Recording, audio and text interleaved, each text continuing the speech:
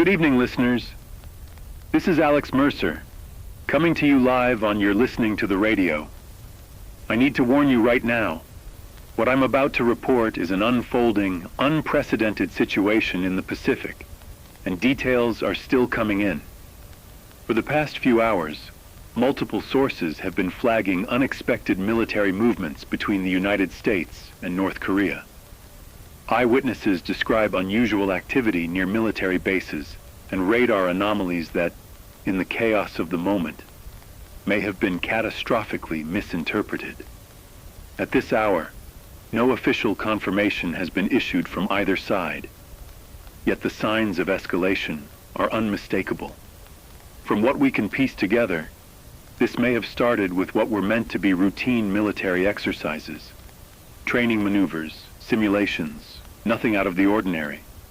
But through a combination of miscommunication, heightened tensions, and possible cyber interference, these exercises appear to have been interpreted as hostile action.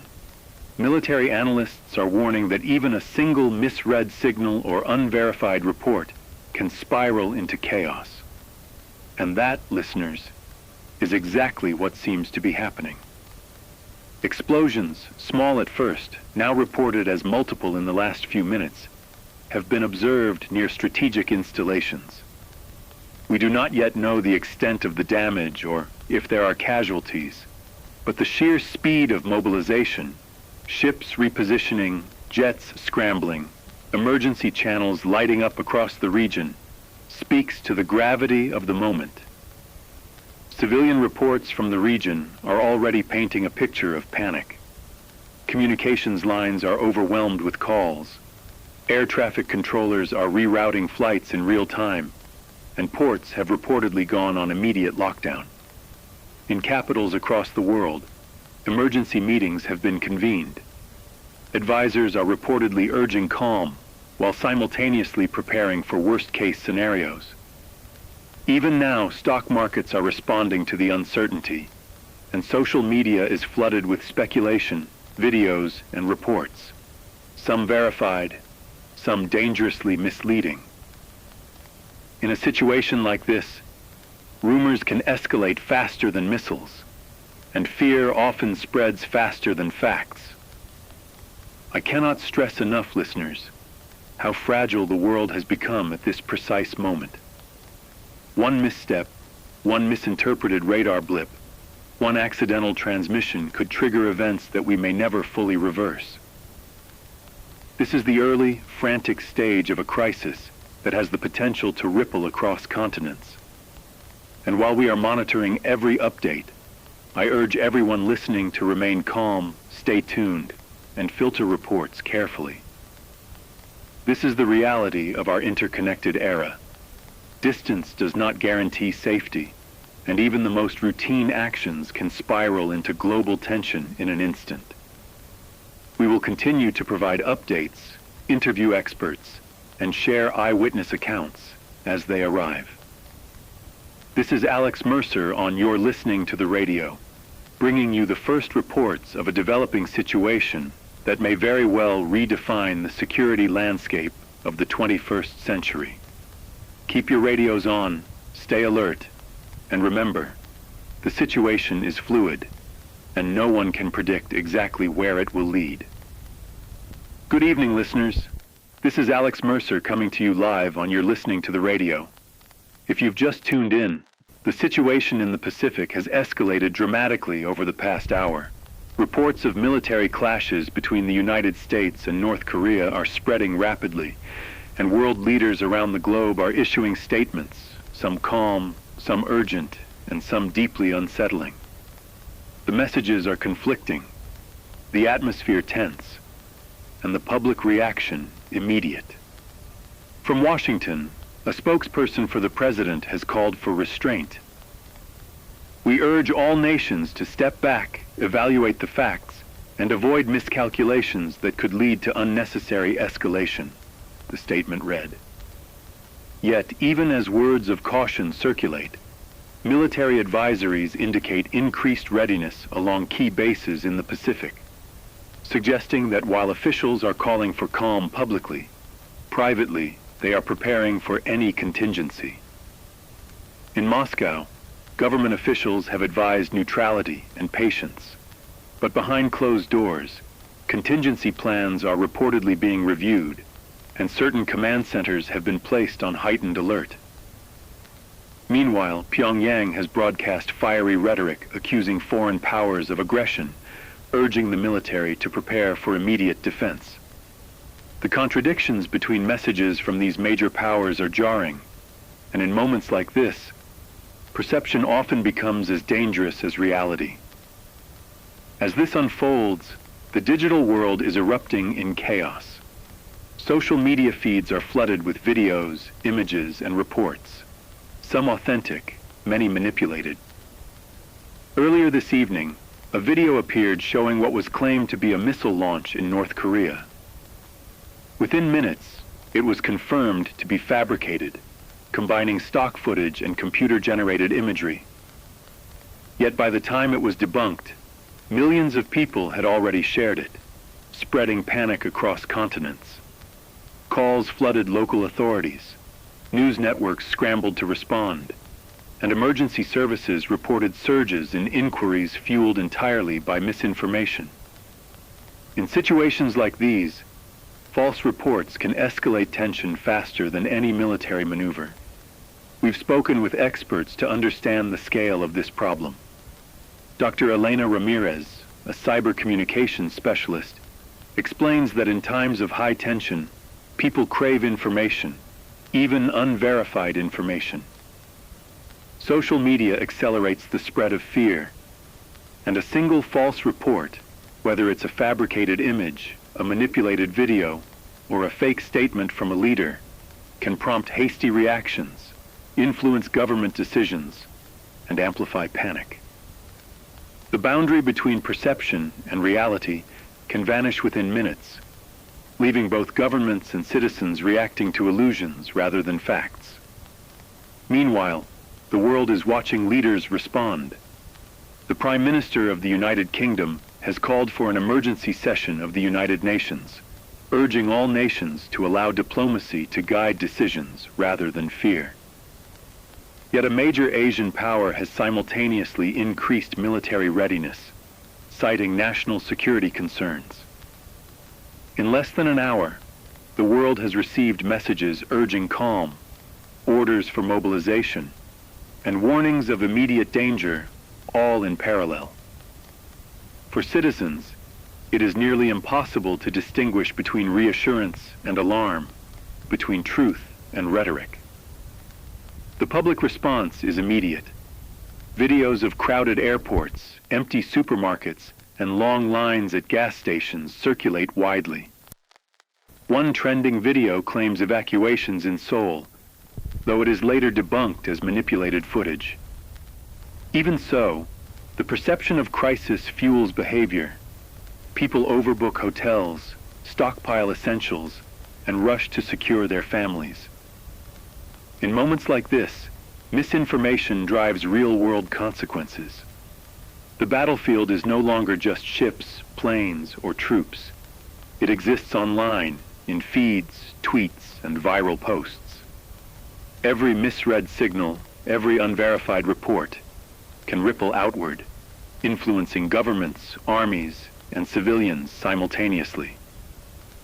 Amidst the chaos, verified reports are trying to break through. Journalists on the ground share eyewitness accounts that suggest limited activity rather than widespread attack. Satellite imagery confirms no active missile launches, and international organizations are issuing statements that a nuclear exchange has not occurred. But these facts struggle to compete with the speed and reach of viral misinformation. The tension, the uncertainty, and the fear continue to grow as conflicting reports circulate globally. Listeners, the next few hours may determine whether this crisis escalates further or begins to stabilize. Stay calm, stay informed, and check the sources of your information carefully. The digital storm surrounding the physical events is just as dangerous as the military situation itself. Global leaders are reacting, citizens are panicking, and misinformation spreads faster than diplomacy can respond. This is Alex Mercer on You're Listening to the Radio, bringing you updates on a world teetering on the edge. Keep your radios on, remain vigilant, and continue with us as we navigate this crisis together. The coming hours will be crucial, and we will continue to provide verified reports, expert analysis, and real-time updates as the story unfolds. Listeners, this is Alex Mercer coming to you live on You're Listening to the Radio. The situation we have been following in the Pacific continues to escalate, and the impact is now reaching ordinary people in real time. Across the nation, emergency alerts are dominating the airwaves. Cities have begun issuing evacuation orders in high-risk zones, while other areas are instructing residents to shelter in place, keep calm, and wait for further updates. The sense of urgency is palpable. Authorities are urging citizens to remain alert and prepared for rapid developments. But the reality on the streets is far more chaotic than any official broadcast could capture. Reports from callers and field observers describe grocery stores emptied in a matter of hours. Shelves that once held weeks' worth of supplies now stand bare, and panic buying has left people scrambling for essentials like water, canned goods, and fuel. Traffic congestion has reached unprecedented levels, with highways jammed and city streets crawling with anxious drivers attempting to evacuate simultaneously. Even public transportation systems are strained to the limit, as trains and buses carry thousands of people fleeing areas deemed potentially dangerous. And yet, for every person trying to move, there are those remaining behind, unsure of what to do, waiting for guidance from authorities, or unable to leave due to work, health, or personal obligations. Communication networks are under extreme pressure. Phone lines are overloaded. Cell towers struggle to maintain connections. And social media feeds are flooded with conflicting reports, rumors, and frantic messages from friends and family. Hospitals and emergency services report surges in calls, many of them from citizens seeking reassurance, updates, or directions. The emotional toll is clear. Fear, uncertainty, and desperation are driving behavior as much as the physical threat itself. Even in quieter neighborhoods, the anxiety is tangible. Parents clutch their children, elderly residents check on neighbors, and communities grapple with the reality that in moments of crisis, normal life can vanish almost instantly. Some citizens have described improvised shelters in schools, gyms, and community centers, where families huddle together, sharing resources and trying to comfort one another as alerts continue to sound. Others have taken refuge in basements, garages, or designated safe rooms, listening intently to news broadcasts and waiting for updates on whether the danger is immediate or still a looming threat. The sense of uncertainty is as powerful as the threat itself. With each alert, each siren, each announcement, people's perceptions of risk and safety shift. Anxiety spreads faster than the information meant to guide them. And yet, amidst the fear and confusion, there are moments of resilience and humanity. Neighbors check in on one another. Strangers help carry supplies. And volunteers organize ad hoc support for those who cannot evacuate. Even as technology fails and communications falter, the basic instinct to protect and assist each other persists. These are the stories of courage and solidarity that remind us, even in the darkest hours, the human spirit continues to respond, adapt, and survive. Listeners, as the world teeters on the edge of uncertainty, remember that preparation, awareness, and calm are your greatest tools. Follow official guidance, support your community, and remain vigilant without succumbing to panic. This is Alex Mercer on You're Listening to the Radio. bringing you the experiences, struggles, and resilience of everyday people facing extraordinary circumstances. Keep your radios on, stay informed, and remain alert as the situation continues to unfold. Listeners, this is Alex Mercer on You're Listening to the Radio, and the global situation continues to deepen in complexity and tension. While the initial clashes in the Pacific captured headlines and public attention, the broader geopolitical consequences are now coming into sharp focus. Over the past several hours, diplomatic channels that might have provided a cooling influence have begun to fray. Nations that once appeared committed to dialogue are now issuing increasingly firm statements, each read by the other side as a potential provocation. The delicate balance that has held for decades is showing cracks, and the risk of miscalculation has never been higher. In Moscow, officials have convened emergency sessions of the National Security Council, reportedly reviewing multiple contingency plans. The official line remains measured in tone. There is no intention to escalate the conflict militarily at this stage. Yet internally, government analysts express deep concern over perceived U.S. aggression in the region.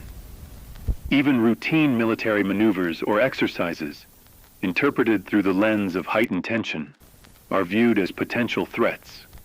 Public statements from the Russian government warn of necessary defensive measures should any action threaten national security, a phrase that, while carefully phrased, carries significant weight on the international stage. Every word, every nuance is being dissected by global analysts for signs of intent. And in such a climate, misinterpretation is not only possible, it is likely. Meanwhile, peace talks convened under international auspices have hit significant roadblocks. Negotiators report that discussions have become increasingly hostile, with accusations replacing dialogue and blame overshadowing compromise. Statements intended as clarifications are being read as ultimatums. Each diplomatic delegation enters meetings acutely aware that failure carries profound consequences, and yet, the very pressure of that awareness has made constructive discussion nearly impossible. In private briefings, diplomats describe a pattern of escalating rhetoric, warnings, threats, and demands that would have been unthinkable in calmer times are now part of daily negotiations. Observers note that the pace at which language has hardened may, paradoxically, outpace the actual threat on the ground, creating a scenario where perception drives escalation faster than reality. Across Europe, allied nations are closely monitoring developments, issuing calls for restraint while quietly preparing their own strategic contingencies. Capitals from Berlin to London are balancing public messages of peace and cooperation with internal advisories urging readiness. The uncertainty surrounding the intentions of both Moscow and Washington leaves little room for error. Even minor miscommunications, rumors, or misinterpretations have the potential to spark chain reactions that could cascade far beyond the initial theater of conflict. Analysts describe this as a perception war, one in which public declarations, media commentary, and diplomatic statements are as consequential as troop movements or logistical deployments. In Washington, pressure on political leaders is intense. Advisors warn that any misstep could trigger a global reaction, while public statements continue to advocate calm and measured response. Yet the private reality is starkly different. Military commands are on high alert. Contingency operations are under review, and intelligence briefings highlight that even perceived hesitation could embolden adversaries. The challenge for policymakers is monumental. They must demonstrate strength and resolve without crossing the line into aggression that could provoke a response. Every press briefing, every memo, and every verbal exchange with international counterparts is now scrutinized as a potential spark. Compounding the tension, media coverage is relentless, feeding both public anxiety and international perception.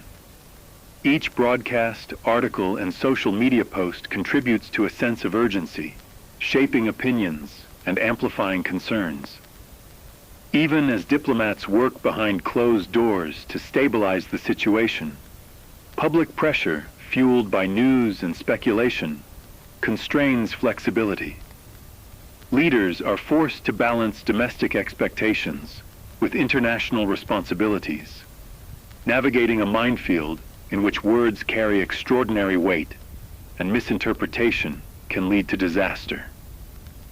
Within this climate of heightened awareness, even neutral nations are beginning to respond.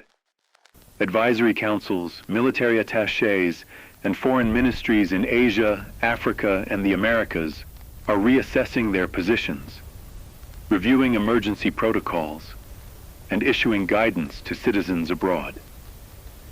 Global markets fluctuate in response to the tension, reflecting the interconnectedness of today's world, where political uncertainty translates almost immediately into economic volatility. The atmosphere is one in which no action occurs in isolation, and each decision resonates far beyond its immediate scope. Listeners, one of the most striking aspects of this unfolding crisis is the way rhetoric has become both shield and weapon. Harsh language is used to signal resolve and national interest, yet the same words can be interpreted as threats or provocations. Negotiators report that even carefully crafted statements intended to de-escalate are frequently met with suspicion, further complicating efforts to find common ground. The feedback loop of caution, suspicion, and retaliation has accelerated the pace of the crisis, creating a situation in which every public utterance and private communication is scrutinized for hidden meaning. And yet, despite the pressure, there are efforts underway to stabilize the situation. Quiet back-channel communications continue, unofficial diplomatic contacts are maintained, and some negotiators speak of small breakthroughs in understanding, though these are often overshadowed by the more public, dramatic expressions of tension. The challenge, as many diplomats acknowledge, is that in times of crisis, visibility often trumps subtlety, and political leaders may feel compelled to demonstrate resolve even when the goal is calm. Listeners, the story unfolding before our eyes is not just one of military movements or potential conflict. It is a story of human judgment, communication, and misperception. Nations are reacting to what they believe others intend to do, rather than what they actually are doing. Each word, each gesture, each announcement carries disproportionate weight, shaping perceptions that, in turn, shape reality. And in this climate, errors are amplified. Rumors can take on the force of fact, and decisions made under pressure can have consequences far beyond the immediate moment. As the world waits and watches, it is clear that diplomacy is fragile, public statements are powerful, and perception can drive escalation faster than events themselves. The current breakdown between superpowers underscores how quickly even the most robust channels of communication can be strained or misinterpreted in a crisis, and how the combination of heightened rhetoric, strategic concern, and public expectation creates an environment in which the risk of miscalculation is extraordinary. This is Alex Mercer on You're Listening to the Radio. Stay with us as we continue to monitor the evolving situation, bringing you updates from global leaders, analysts, and eyewitnesses. In the coming hours, minutes, and days, every statement, every message, and every decision will matter. Keep your radios on, remain vigilant, and understand that what we are witnessing is not just a story of military maneuvering. It is a story of diplomacy tested to its limits, of human perception navigating the edge of uncertainty, and of a world balancing precariously on the knife's edge of global tension. Airports across the globe have ground to a halt. Terminals once humming with activity now sit in eerie stillness, digital boards frozen mid-flight, and travelers stranded without updates or explanations. Financial institutions are reporting similar chaos. Accounts are inaccessible. Online banking systems intermittently fail, and cash withdrawals are restricted. Power grids flicker unpredictably, plunging neighborhoods into darkness for brief moments and leaving hospitals, public transport, and essential services scrambling to maintain operations. The scale of these cyber disruptions is unprecedented, and no clear perpetrator has emerged. The question on everyone's mind: is this a coordinated attack by a nation-state, a rogue faction, or simply opportunistic actors exploiting the larger crisis? Experts warn that even as investigations unfold, the effects of these attacks are immediate and far-reaching. Airports cannot move passengers safely without functioning control systems. Banks cannot operate without verified transactions, and power outages threaten the most vulnerable. The disruption of daily life feeds directly into the global anxiety already sparked by military tensions. People are forced to confront how reliant modern civilization has become on technology, and how quickly that reliance can become a liability. Initial reports suggest that the attacks are widespread yet strategic. Critical systems are targeted rather than entire networks being destroyed, creating confusion, slowing responses, and amplifying fear. In some cases, airports and power utilities have restored partial functionality, only for systems to fail again moments later. Analysts describe this as a psychological tactic as much as a technological one, maximizing disruption and uncertainty while minimizing traceable damage. Every outage, every failed transaction, every delayed flight feeds into a sense of instability. Governments are reacting cautiously. In some capitals, emergency cybersecurity teams are working around the clock to isolate vulnerabilities and restore systems. International agencies are coordinating intelligence efforts to trace the origin of the attacks, but progress is slow. Meanwhile, speculation spreads faster than confirmation, with citizens and media outlets offering competing theories. Some claim that North Korea is behind the attacks, attempting to exploit the current Pacific tensions. Others point to Russia or even unknown rogue actors. No theory has been confirmed, and yet the public perceives every rumor as a potential threat, intensifying panic and uncertainty. The human impact is immediate. Travelers are stuck for hours, relying on personal devices that often cannot connect to essential networks. Commuters abandon public transportation mid-route. Businesses experience delays and revenue losses as digital operations falter. Hospitals divert patients, limit elective procedures, and scramble to maintain life-saving equipment. Emergency response teams coordinate manually where automated systems have failed, highlighting just how fragile society's digital backbone can be when under attack. As the attacks persist, experts emphasize the psychological dimensions. The technology itself is only half the problem, says Dr. Elena Ramirez, a cybersecurity strategist. The other half is the fear it creates. When people can't access basic services, they feel vulnerable and powerless. That fear spreads faster than any code. It influences behavior, public perception, and even government responses. Misinformation and rumor exploit the gaps left by disruption, amplifying chaos. Already, social media has become both a tool and a threat. Conflicting reports of which airports are closed, which banks are frozen, and whether power outages are nationwide or local circulate with lightning speed. Images purporting to show sabotage, explosions at data centers, or electrical fires go viral, many later debunked. But the damage to public confidence has already occurred. Even experts caution that perception in moments like this can be as consequential as the actual attacks. A single false report can inspire real-world panic, from hoarding essentials to overwhelming emergency services.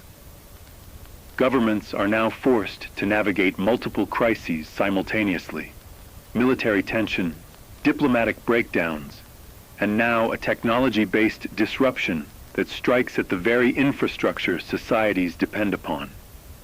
Coordination is challenging when communication networks are compromised, and decision-makers must weigh each action carefully to avoid unintended escalation. Meanwhile, ordinary citizens bear the brunt of uncertainty, struggling to access basic necessities, communicate with loved ones, or understand the scope of the threat. Some communities have responded with remarkable resilience. Volunteers organize local support networks, sharing generators, food, and information in neighborhoods affected by outages. Local businesses convert to manual operations where possible, and individuals assist neighbors who cannot navigate disrupted systems. Yet even these efforts are shadowed by the awareness that the disruption could expand, targeting new sectors or regions at any moment. In sum, the cyber attacks represent more than technological disruption. They are a form of psychological warfare, testing the limits of infrastructure, governance, and human response. Airports, banks, power grids, and communication networks are all under unprecedented stress, while speculation, rumor, and fear magnify the consequences. The attacks illustrate just how deeply modern life is entwined with digital systems, and how quickly that dependence can become a vulnerability in moments of global tension. As the day progresses, authorities continue their efforts to restore systems and trace the perpetrators. Analysts caution that the attacks may evolve, targeting new sectors, or that copycat operations may emerge, further complicating recovery. Citizens are advised to remain calm, follow verified instructions, and prepare for intermittent disruptions. The world has entered a new phase in this unfolding crisis, one in which technological and psychological pressures converge, shaping perceptions, reactions, and potentially the very course of events yet to come. Reports began surfacing across the Pacific that an emergency alert system had detected what appeared to be incoming missile activity. The initial signals were ambiguous: a blip on radar, a misinterpreted test launch, a software glitch. But in the heightened atmosphere of global tension, even ambiguity can spark fear. Across multiple nations, monitoring stations flagged the data, triggering automatic alerts designed to prepare civilian populations and military command structures for potential attack. Within minutes, the warnings reached the public: sirens, emergency broadcasts, and mobile alerts flashing messages that missiles may be inbound. The effect was immediate. Families scrambled for safety, unsure whether the threat was real or a false alarm. Parents grabbed children and fled to basements, shelters, or improvised safe spaces. Commuters abandoned vehicles on highways, clogging streets with panic-driven traffic. Air travel was halted mid-flight in some regions, as controllers attempted to verify the validity of the alerts. Hospitals and emergency services braced for the worst, activating emergency protocols and preparing for potential mass casualties. The sheer speed at which people responded demonstrated just how fragile the sense of security can become when fear overtakes reason. In government command centers, analysts worked frantically to confirm the data. Radar operators recalibrated equipment, cross-referenced satellite information, and consulted allied monitoring stations. Every minute counted, as the possibility, however small, of a nuclear strike demanded immediate attention. Advisors briefed leaders in real time, outlining the sequence of potential actions and the grave consequences of miscalculation. The weight of responsibility was immense. A single misinterpretation could set in motion events with catastrophic global impact. Meanwhile, the public reacted in ways that amplified the tension. Social media platforms were flooded with messages from people claiming to witness missile launches or explosions, many of them later proven to be misperceptions or fabricated footage. Panic spread faster than verification could occur. Rumors of strikes in major cities circulated within minutes, prompting more evacuations, emergency calls, and anxious inquiries. Even those in areas not directly threatened were affected by the psychological stress, as the perception of imminent disaster reached across borders. After roughly 30 minutes of escalating fear, the system was finally recalibrated, and the authorities retracted the alerts. The blip had been misinterpreted radar data, an erroneous signal amplified by automated protocols and human misjudgment. Military analysts emphasized that, while there was never a real launch, the incident revealed how easily systems designed to protect civilians can inadvertently contribute to mass panic. Governments urged calm and released statements clarifying that there had been no missile activity, but the damage to public confidence had already occurred. Experts noted that such false alarms are not merely technological errors. They are reminders of the thin margin separating safety from disaster in a high-tension world.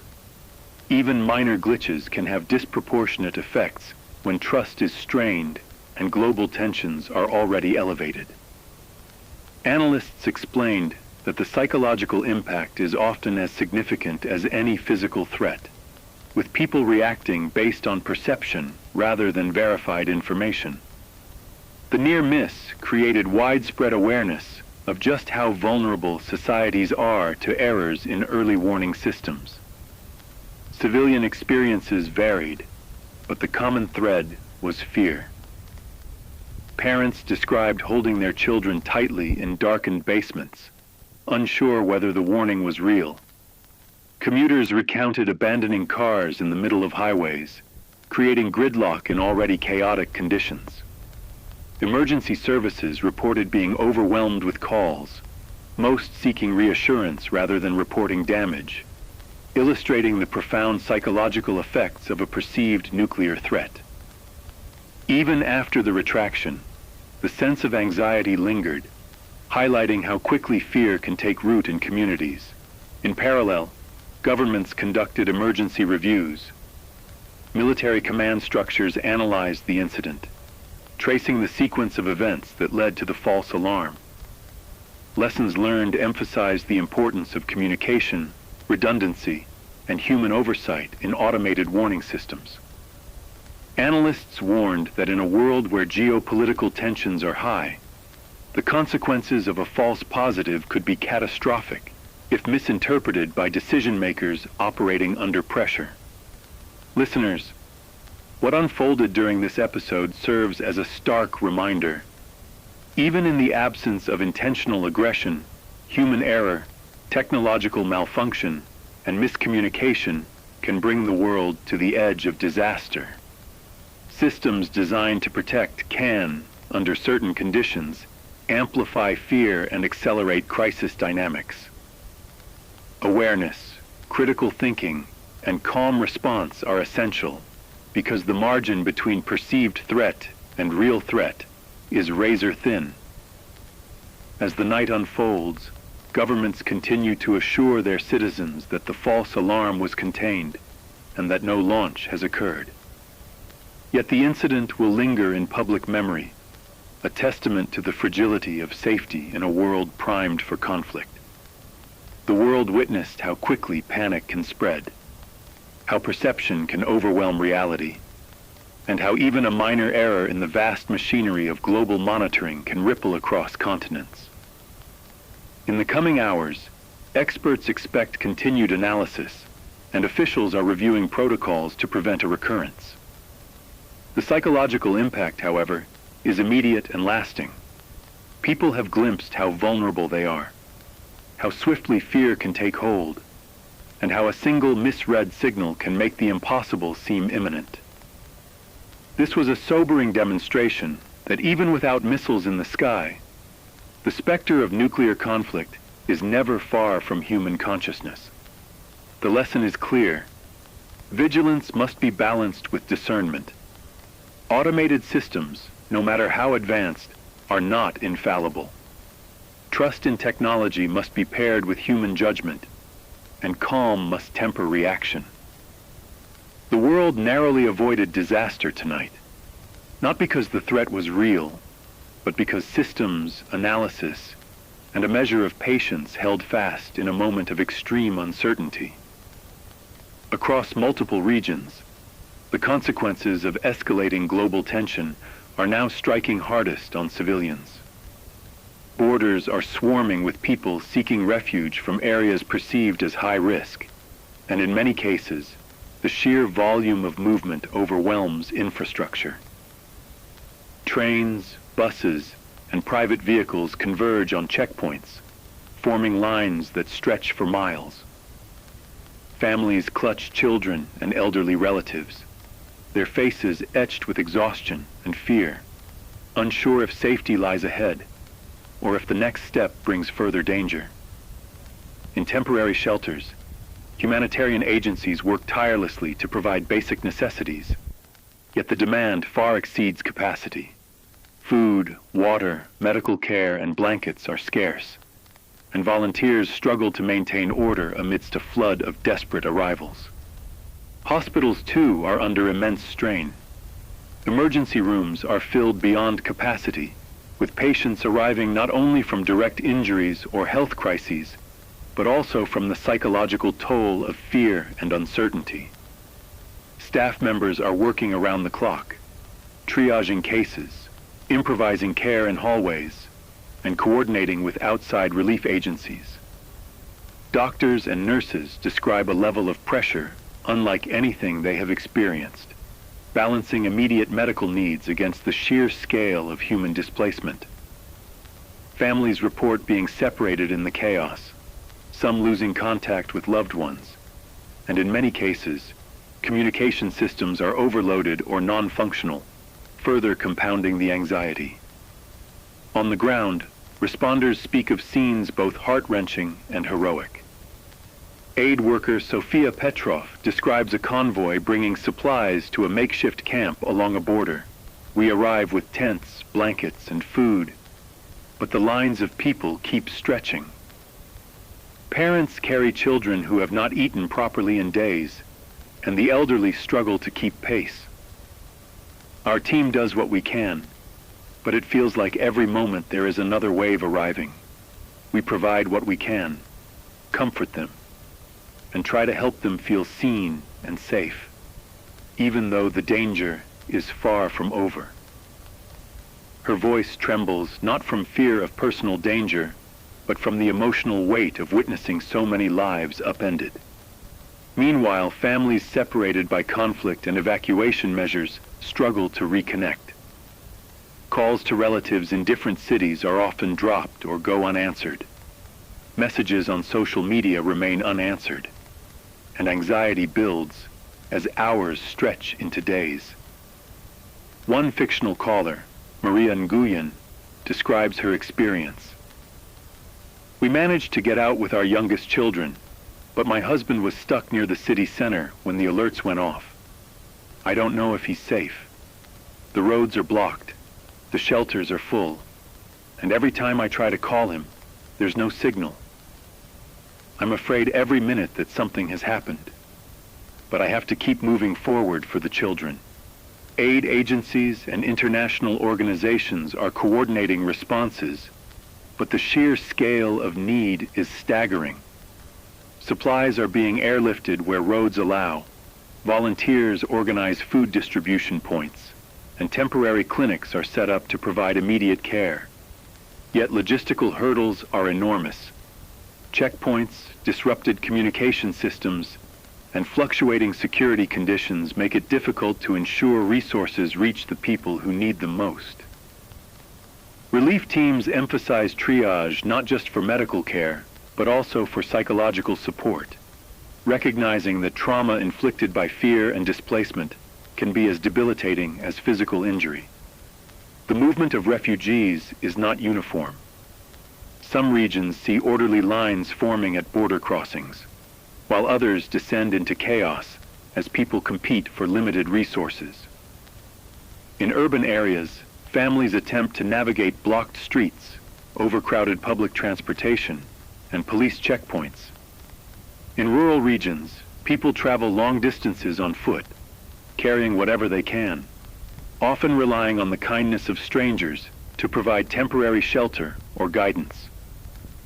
Stories emerge of communities opening schools, churches, and community halls to shelter refugees, distributing water, blankets, and food with limited resources but remarkable coordination. Amid this chaos, the psychological toll is immense. Children cling to parents, confused by the sirens, sudden evacuations, and news of potential attacks. Adults struggle to maintain composure, balancing fear with the need to reassure their families. Social cohesion is tested, yet even in the most desperate moments, there are stories of generosity and solidarity. Volunteers provide comfort to strangers. Neighbors share food and space, and makeshift networks form to coordinate reunification efforts for families separated by the chaos. For those in transit, information is both vital and elusive. Radio broadcasts, official updates, and social media are inconsistent, sometimes contradictory. People rely heavily on local word-of-mouth, community leaders, and the guidance of volunteers to navigate uncertain routes and determine where relief resources may be available. Even when assistance is offered, access is limited. Transportation is scarce. Borders are partially closed, and shelters reach capacity quickly. Every decision is fraught with risk, every delay magnifying the consequences for the most vulnerable. Listeners, what is unfolding is a stark reminder of the human cost behind geopolitical crises. Military actions, diplomatic breakdowns, and cyberattacks are often measured in strategy and statistics. But the real impact is experienced in the lives of ordinary people. Families displaced, children frightened, communities struggling to survive, and aid workers stretched to their limits. It is a vivid demonstration that conflict is never abstract. It reverberates through homes, hospitals, and border crossings, leaving long-lasting effects on those caught in the crossfire of circumstances beyond their control. In the midst of this, small acts of courage and humanity stand out. Volunteers carrying water to exhausted families, neighbors opening doors to shelter the displaced, and medical staff working tirelessly to stabilize patients. All of these moments remind us that even in a world under extreme stress, empathy and solidarity endure. They form a fragile yet powerful counterpoint to the chaos surrounding them, demonstrating that while systems and governments may falter, human compassion remains a constant. As the hours progress, relief agencies continue to coordinate, communities adapt to changing circumstances, and families search for stability amidst uncertainty. The lessons of this crisis are clear. Preparedness, compassion, and resilience are essential, but they are never enough to erase the profound disruptions caused by large-scale conflict. This is Alex Mercer on You're Listening to the Radio, bringing you the unfolding human story behind the headlines, and reminding all of us that the true cost of conflict is measured not in political gains or losses, but in the lives, homes, and futures of ordinary people caught in extraordinary circumstances. Markets around the world have plunged into chaos, responding almost instantly to the escalating geopolitical crisis. Stock exchanges open to frenzied trading, investors selling off assets in panic, indexes tumbling by staggering percentages within hours. Traders describe scenes reminiscent of past financial catastrophes, yet compounded by the unpredictable nature of the ongoing conflict. Automated trading systems amplified volatility, while human decision makers struggled to process both news and rumor in real time. In ports and shipping hubs, container ships sit idle, unable to navigate contested waters or port entry points, while cargo reroutes face delays that could last weeks. Oil prices have surged dramatically, sending shockwaves through energy markets and everyday life alike, as nations scramble to secure reserves and consumers brace for soaring costs. Economists stress that the financial instability is not just a reflection of material loss, but of perception. In times of war, or even the rumor of war, the markets react to uncertainty itself. Fear drives liquidity crises, erodes confidence in trade networks, and destabilizes even the most robust economies. Analysts note that the speed of information, both verified and speculative, can exacerbate panic. A single misinterpreted report of conflict, a viral message about a blocked shipping route, or an unconfirmed political statement can ripple through markets in minutes, triggering consequences far beyond the origin of the information. Investors, governments, and multinational corporations alike are now attempting to stabilize systems in real time. Yet the volatility continues to escalate, showing just how fragile global economic networks are under pressure. For ordinary people, the financial chaos manifests in very tangible ways. Fuel prices spike, consumer goods become scarce, and businesses delay operations or close altogether. Citizens struggle to access money as banks implement emergency measures to prevent total collapse. Daily routines, once predictable and reliable, are disrupted as the economy strains under both real and perceived pressure. In communities across continents, families watch markets crash on televisions, smartphones, and computers, feeling the immediate consequences in both practical and psychological terms. Yet even in the midst of this uncertainty and upheaval, stories of human resilience emerge. Neighborhoods and local communities respond in ways that highlight the enduring strength of cooperation and compassion. In towns affected by resource shortages, neighbors share food, water, and essential supplies, forming informal networks that provide stability where larger systems are failing. Community centers open their doors to shelter those displaced by both conflict and economic turmoil, offering spaces to rest, eat, and coordinate aid. Volunteers organize supply distributions, medical checkups, and support services, ensuring that even the most vulnerable have access to help in the chaos. In one city, a group of volunteers converted a school gymnasium into a temporary shelter. Families arrive with only what they could carry, exhausted but grateful for the assistance. The volunteers work tirelessly, organizing blankets, food, and medical attention. A mother, Maria Alvarez, describes the relief. "We don't have much, but here we feel safe for the first time in days. People are helping each other, sharing everything we need to survive. It's frightening out there, but at least here we're not alone."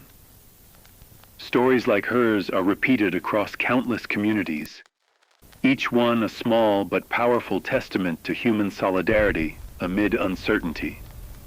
Even as global systems falter, the power of local action becomes evident. Neighborhood networks track who needs help most urgently, organize transportation for the sick or elderly, and establish informal communication channels when technology fails. In rural regions, farmers share crops with families fleeing urban centers, and in urban districts, volunteers coordinate relief drops for those stranded by economic or infrastructural disruptions. These efforts do not erase the challenges, but they demonstrate that resilience, creativity, and cooperation can make a tangible difference when larger institutions struggle to respond. Analysts note that these acts of solidarity have broader significance. While markets and governments grapple with systemic disruption, Grassroots community support provides stability, reducing panic, and mitigating the worst human consequences. Local networks act as a buffer, absorbing some of the shock of economic collapse and providing a sense of control, agency, and hope. In a world increasingly defined by global systems and automated processes, these human responses are a reminder that resilience is not only technical or institutional, it is deeply social and relational. For listeners, the message is clear. While uncertainty, financial collapse, and geopolitical tension create a global ripple effect, the strength of community, compassion, and cooperation offers a counterbalance. Across cities, towns, and villages, people are finding ways to support one another, ensuring that even as markets crash and resources become strained, the human capacity for care and solidarity endures. These stories do not negate the dangers or the challenges ahead, but they do provide perspective, demonstrating that even in the darkest hours, collective action and empathy can sustain communities and protect lives. The juxtaposition is stark. Global systems may falter, economies may stumble, and panic may spread rapidly.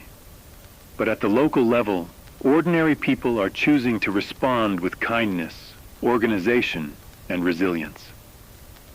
Markets may fluctuate, ports may close, and oil prices may soar. Yet across countless neighborhoods, families and communities are taking action to ensure survival, safety, and the possibility of hope. These human responses, while quieter than the headlines, are no less significant. And in many ways, they form the foundation for recovery once the immediate crises begin to stabilize. The world is being tested on multiple fronts, economically, politically, and socially. Yet amid this uncertainty, these acts of communal care illuminate a path forward. For every report of market collapse, there are stories of neighbors sharing what little they have. For every blocked port or disrupted shipping lane, there are volunteers coordinating food and medical deliveries. For every spike in oil prices and financial panic, there are families and communities finding ways to sustain themselves, to protect one another, and to affirm that even in extraordinary times, humanity endures.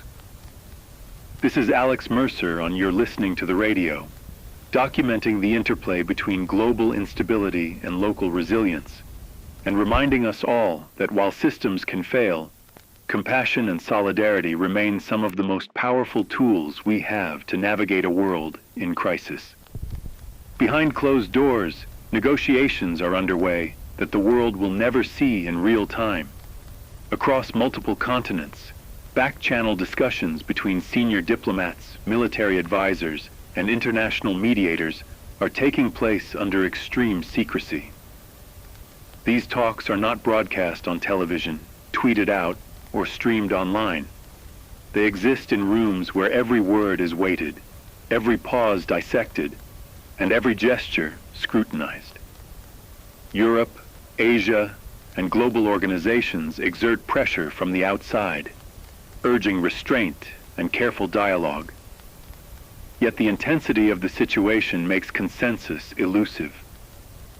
From Geneva to Singapore, envoys convey proposals, counter-proposals, and clarifying statements. Each side is acutely aware of the stakes. A misstep could trigger escalation, while delays risk losing control of the rapidly evolving situation. Negotiators relay intelligence, satellite data, and reports from field teams, trying to paint an accurate picture while filtering out rumor and panic. Every phrase is measured. Every expression of goodwill is tempered by suspicion. In this high-stakes environment, even the smallest misunderstanding could have consequences that ripple around the globe. Meanwhile, public perception continues to weigh heavily. Citizens watch news updates, social media trends, and emergency alerts with bated breath. Even as the diplomats work quietly, the world feels the tension acutely. Headlines warn of imminent strikes, power outages, and refugee movements, creating a constant pressure on leaders to act decisively while avoiding miscalculation. Analysts emphasize that secrecy is both necessary and dangerous. While open dialogue could invite panic or political interference, a lack of transparency fuels speculation and fear. International organizations push for a framework that could stabilize the situation: a temporary ceasefire, verification of military positions, and a commitment to open communication channels. European powers emphasize diplomatic restraint, warning that economic consequences and political isolation could follow any further aggression. Asian allies, with the most immediate stakes, stress the urgency of tangible actions rather than statements, insisting on rapid verification, troop de-escalation, and mutual guarantees. These multiple layers of pressure create a complex web in which negotiators must navigate not only bilateral concerns, but multilateral expectations, cultural sensitivities, and the ever-present threat of misinterpretation. As the hours stretch on, the world waits. Every news outlet, every government briefing, every social media update is scanned for signs of progress or failure. In some capitals, officials report intermittent communication with foreign counterparts, brief flashes of agreement on technical issues, and moments of tension over wording, timing, and verification. Delayed updates fuel speculation, while silence from other corners of the world is interpreted as either careful calculation or indecision. The uncertainty is almost unbearable, and the psychological pressure on leaders is immense. They must act in real time, weighing the lives of millions against diplomatic precedent, national interest, and global perception.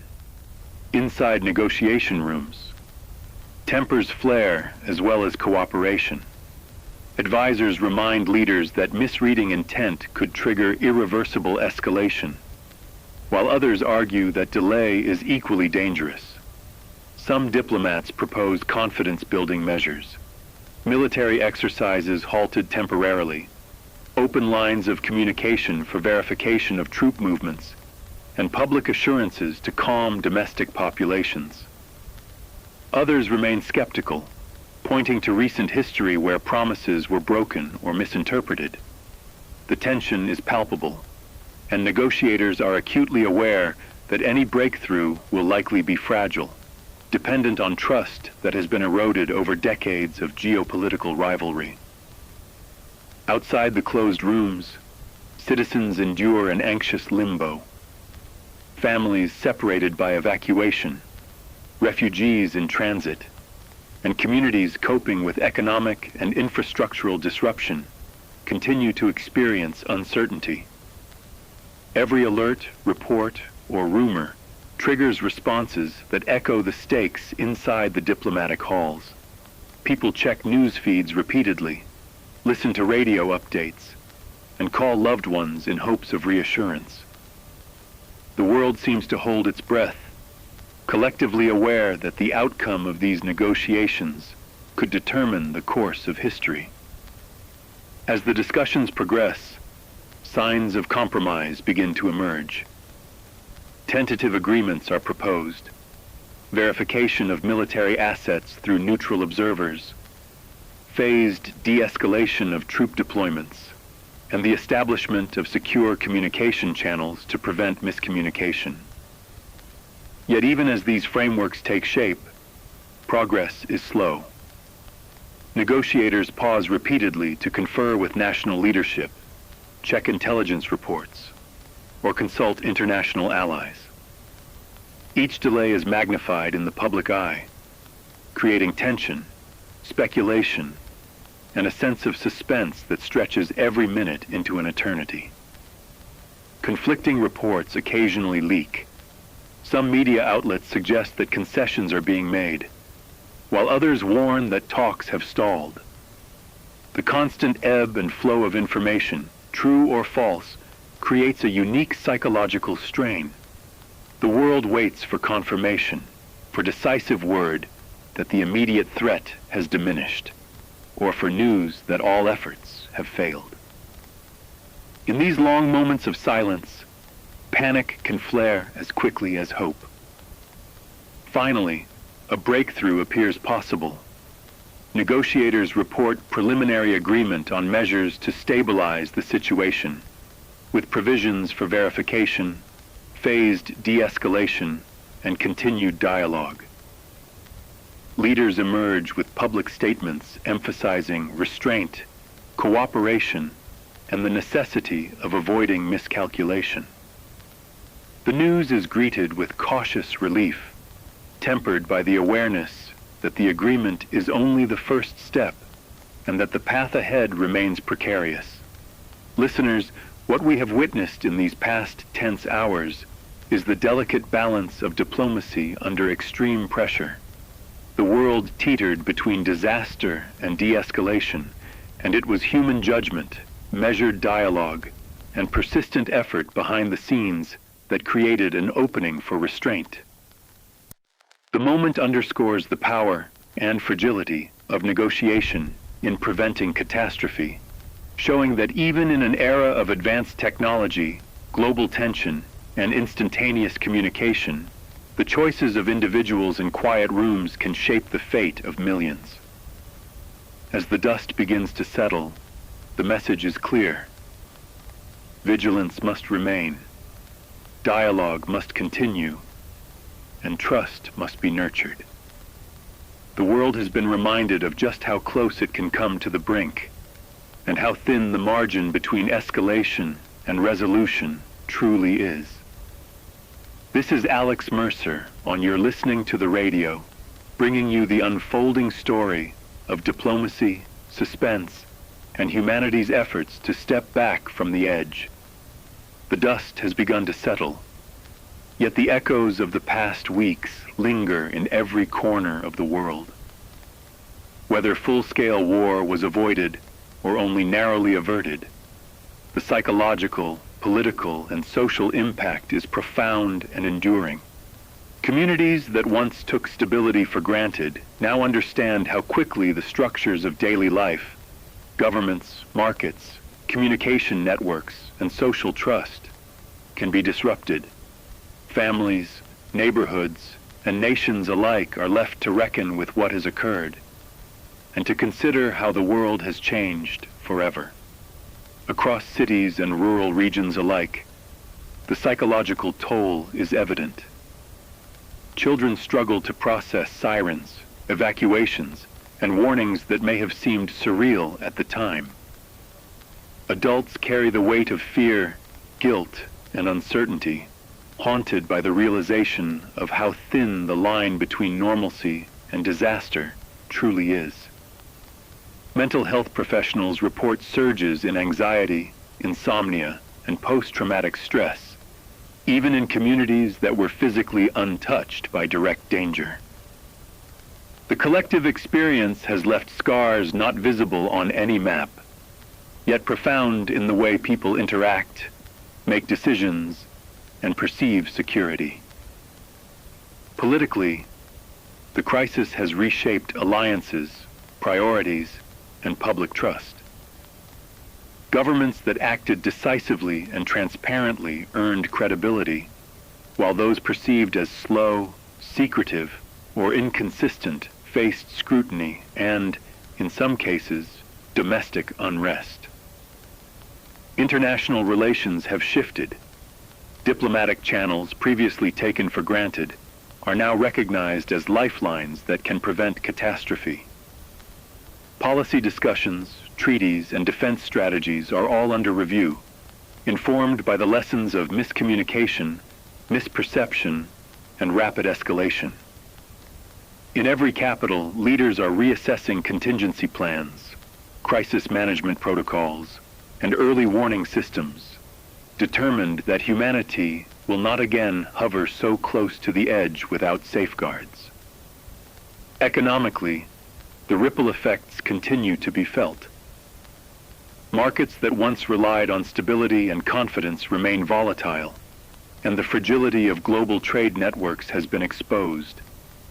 Shipping delays, energy price fluctuations, and financial disruptions remind us that modern economies are deeply interconnected, and that fear, even when the immediate threat has passed, can destabilize the very systems designed to support prosperity.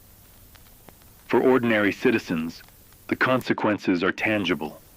Cost of living increases, delayed deliveries, and uncertainty about savings or employment.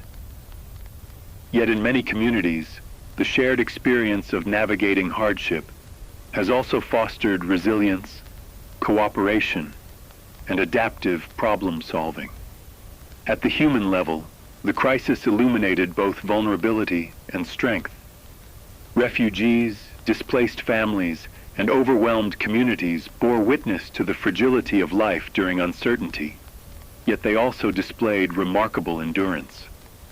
Volunteers, neighbors, and local organizations became lifelines, providing shelter, food, medical care, and, perhaps most importantly, reassurance. These acts of solidarity offered a counterbalance to fear, reminding the world that even amid chaos, human compassion persists.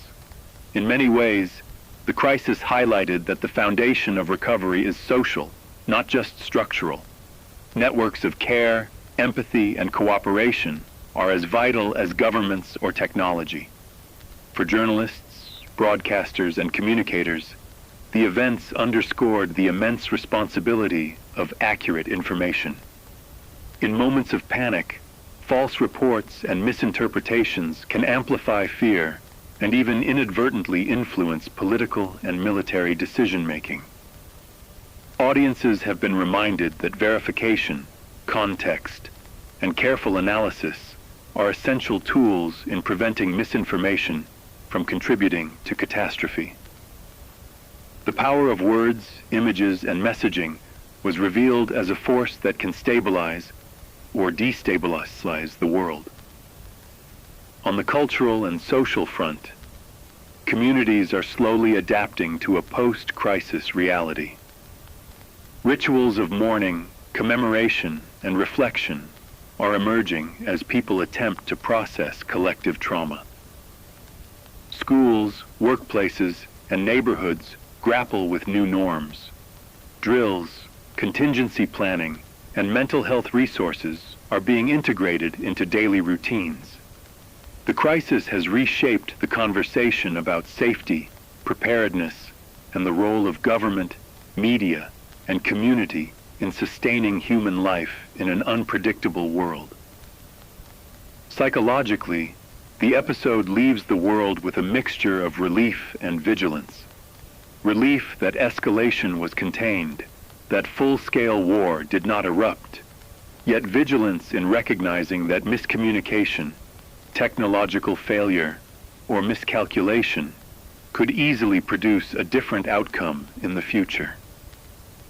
Communities are more aware of their interdependence, of the thin margin between stability and chaos, and of the collective responsibility to maintain both physical security and social cohesion. Listeners, as this series comes to a close, the story is less about dramatic military maneuvers or high-level negotiations, and more about the human experience of crisis, the fear, the hope, the resilience, and the lessons learned. The world has been reminded that peace is fragile, that society's complex systems are vulnerable, and that human action, both large and small, can make the difference between catastrophe and survival. In the end, the changed world is one that carries memory and awareness. Individuals, communities, and nations alike must navigate with caution, compassion, and wisdom. The events of recent weeks will linger in policy, in infrastructure, and in hearts and minds, shaping decisions and perceptions for generations to come. And yet, even in the aftermath of uncertainty and fear, the enduring capacity for cooperation, empathy, and adaptation offers hope. Humanity, though tested, continues to endure.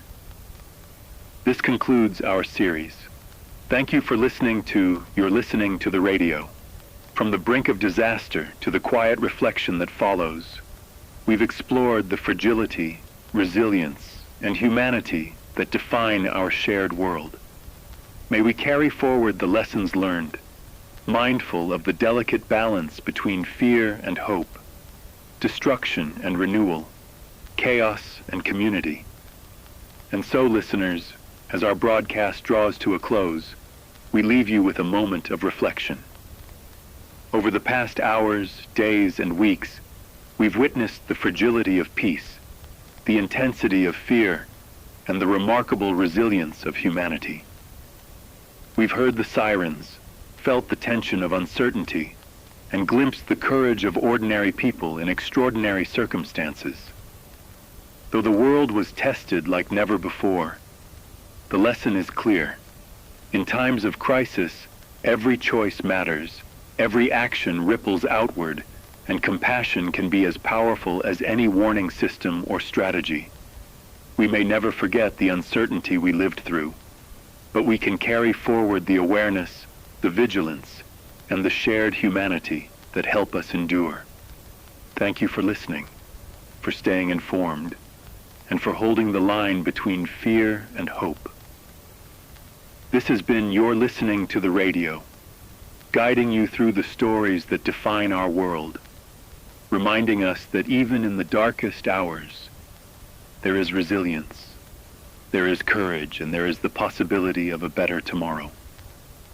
Stay alert, stay compassionate, and above all, stay human.